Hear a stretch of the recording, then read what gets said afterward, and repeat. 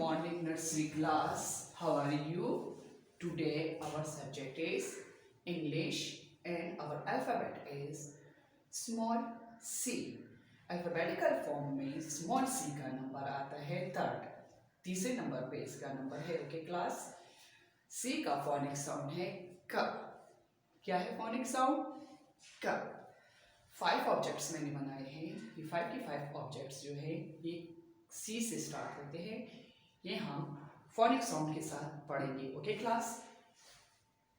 क क्लाउड, क क्लाउड, क कैरेट, क कैरेट, क कैट, क कैट, क कार, क कार, क कॉम, क कॉम। ओके क्लास, अब इसको हम थोड़ा सा डिस्कस करते हैं। क्लाउड्स, क्लाउड्स कहते हैं बादल को। जब आसमान पर बादल आते हैं तो बारिश होती है ओके क्लास। तो हम क्लाउड किसे कहते हैं? बादल को कहते हैं। कैरेट, कैरेट ये एक किस्म की सब्जी है, रेड कलर की होती है और ये सैलड में यूज होती है।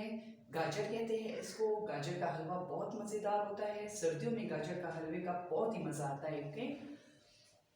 कैट, कैट कहते हैं बिल्ली को। जैसे आप जानते हैं ये पालतू जानवर है, इसको लोग घर में भी पालते हैं ओके क्लास, और ये बहुत ही क्यूट होती है। कार, कार कहते हैं गाड़ी को।